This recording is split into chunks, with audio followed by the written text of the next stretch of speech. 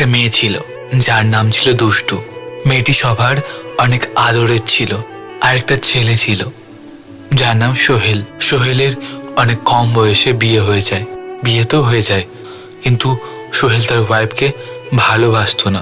বলতে গেলে সোহেলের ইচ্ছে না থাকা সত্ত্বেও বিয়েটা হয়। তারা যদিও স্বামী স্ত্রী, সোহেল কোনোদিন তার নিজের স্ত্রীকে মন থেকে ভালোবাসতে পারেনি।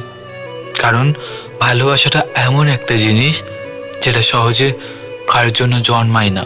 মেয়েটি ক্লাস 12-এ ওঠার পর জেদ করে ফোন নেওয়ার জন্য। মেয়েটি কিন্তু অনলাইন সম্পর্কে কিছু জানতো না বা বুঝতো না। ফ্যামিলি থেকে ফোন দিতে রাজি ছিল না।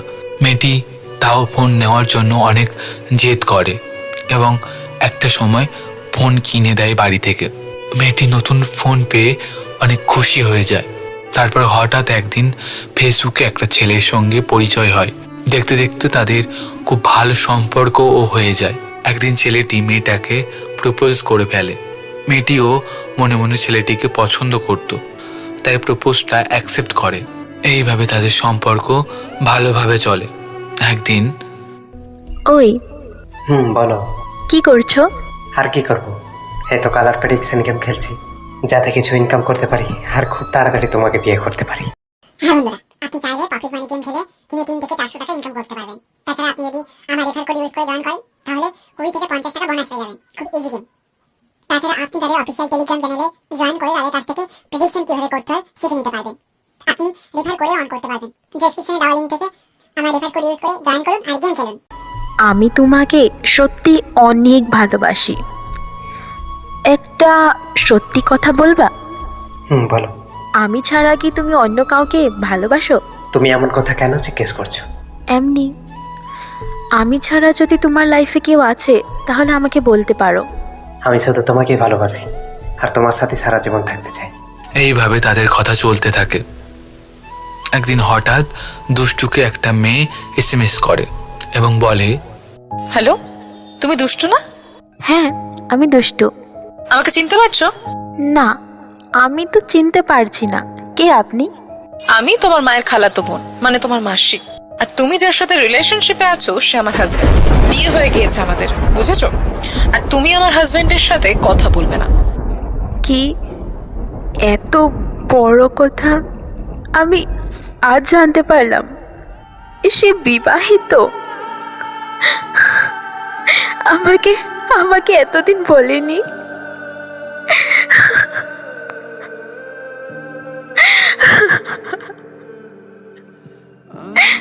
কেন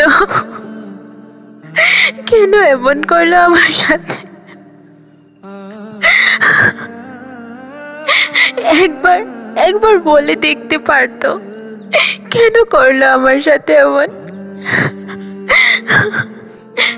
আমার ভুল কি ছিল?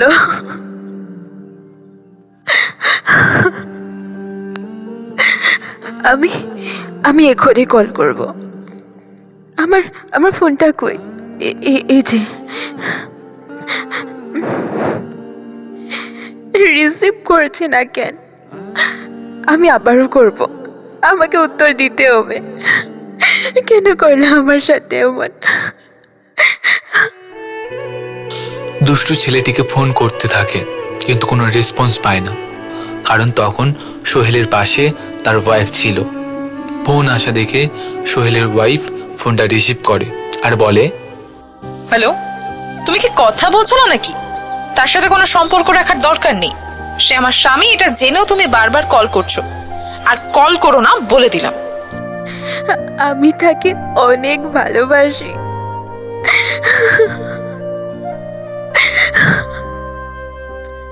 আমি আমি কিভাবে মেনে নেই এইসব? আমি কি করি এখন? আমি আমি সুইসাইড করব। হ্যাঁ, এইভাবে আমি বাঁচতে পারবো না। আমি পারবো না বাঁচতে। আমি আমি পারবো না বাঁচতে। হ্যাঁ, এটাই ঠিক হবে। আমি মরে যাব। আমি মরে যাব।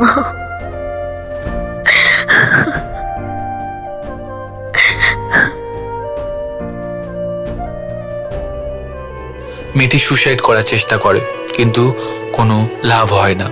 এইভাবে অনেক দিন কেটে যায়। হঠাৎ একদিন সোহেল মেয়েটাকে SMS করে। হ্যালো দুষ্টু, আমি তোমাকে ছাড়া বাঁচবো না। প্লিজ প্লিজ তুমি আমার সাথে কথা বলো, মাফ করে দাও আমাকে। দুনিয়া যাই বলুক না কেন, আমি তোমাকে ছাড়া বাঁচতে পারবো না। আমার বিয়ে হয়েছে, কিন্তু সেটা আমার মাজবুরি ছিল দুষ্টু। আমি তোমাকে সেটা বলিনি, কারণ আমি ভেবেছিলাম তুমি হয়তো সব কিছু জানো। দেখো, বিয়ে হয়ে গেছে তো কি হয়েছে, আমার ভালোবাসার জায়গাটা আজও আমি তোমাকে ছাড়া অন্য কাউকে দিতে পারিনি।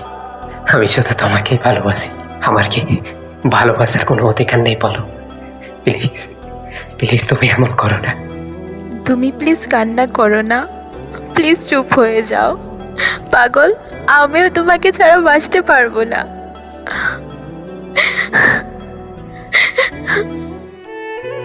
তাদের মধ্যে আবার সব ঠিক হয়ে যায়। অ্যাকচুয়ালি মেয়েটি আগে থেকে সব জানতো সোহেল বিবাহিত, আর এই সব জেনে শুনে সে এই রিলেশনশিপে এসেছিল। দুষ্টু সোহেলকে অনেক ভালোবাসতো, তাই সে সব জেনে শুনে সোহেলের সাথে সারা জীবন থাকতে চেয়েছিল। আর সোহেলও দুষ্টুকে অনেক ভালোবেসেছিল। যে চলে যায় সে কখনো আর ফিরে আসে না, আর যে সত্যি ভালোবাসে সে কখনো ছেড়ে যায় না। কিন্তু তাদের লাভ স্টোরি অনেক আলাদা ছিল। ভুল বলতে গেলে তবে দুজনারই ছিল, আর না বললে দুজনারই ভুল ছিল না। এইভাবে তাদের আস্তে আস্তে দিন কাটতে থাকলো। কিন্তু একদিন একটা মিসআন্ডারস্ট্যান্ডিংয়ের জন্য দুষ্টু ভাবলো যে সোহেল তাকে আবার ধোঁকা দিয়েছে। এইভাবে একটা বছর কেটে যায়। কয়েকদিন পর দুষ্টুর কাকার বিয়ে, তাই দুষ্টুর খালাতো ভাই, যার নাম ইসমাইল, আসে দুষ্টুকে নিয়ে যায়।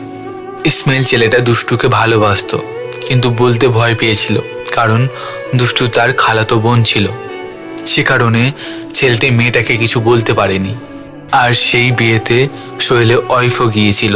আর দুষ্টুকে দেখে সোহেলের ওয়াইফ সোহেলকে কল করে বলে যে দুষ্টু এসেছে।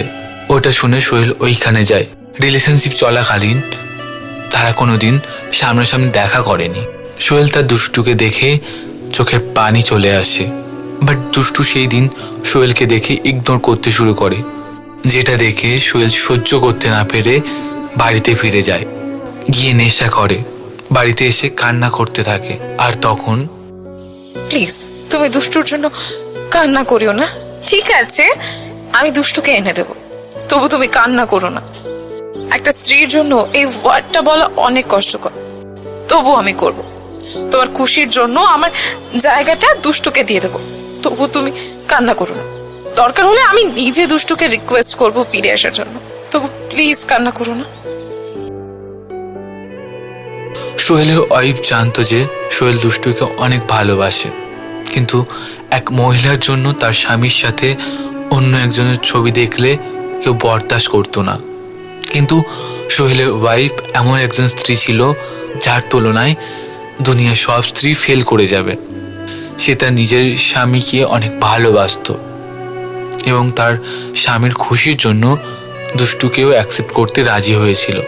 একটা মহিলা সব মেনে নিতে পারে, কিন্তু নিজের হাজবেন্ডকে অন্য একজনের সাথে শেয়ার করতে পারে না। কিন্তু তবু সে করতে রাজি ছিল সোহেলের খুশির জন্য। তার ওয়াইফের কথাগুলো সোহেল বুঝতে পারলো রিয়েল ভালোবাসা কাকে বলে। তখন থেকে সোহেল আর তেমন কিছু করে না। হয়তো দুষ্টুর সাথে আর কথা বলে না, সম্পর্ক রাখে না, কিন্তু দুষ্টুর নাম সে মন থেকে মুছে দিতে পারলো না। আজও দুষ্টু সোহেলের মধ্যে বেঁচে আছে। এখনো পর্যন্ত সোহেলের ফোনের পাসওয়ার্ডটা দুষ্টু নামেই আছে। আর ওইদিকে একদিন ইসমাইল ছেলেটা দুষ্টুকে ঘুরতে নিয়ে যায়, আর তার সাথে ছেলেটির অনেক ফ্রেন্ড হয়ে যায়, আর সবার সামনে মেয়েটিকে প্রপোজ করে। আর মেয়েটি প্রপোজ অ্যাকসেপ্ট করে না। তারপর মেয়েটি ছেলেটিকে সবকিছু খুলে বলে এবং ছেলেটি মেয়েটির সবকিছু মেনে নেয়, এবং ছেলেটি মেয়েটির বিশ্বাস জোগানোর জন্য মেয়েটি যা বলতো তাই শুনতো। আস্তে আস্তে দুষ্টুরও ইসমাইলকে ভালো লাগে এবং তারা রিলেশনে যায়। দুষ্টু আর ইসমাইল তারা দুজনে খুব তাড়াতাড়ি বিয়ে করবে।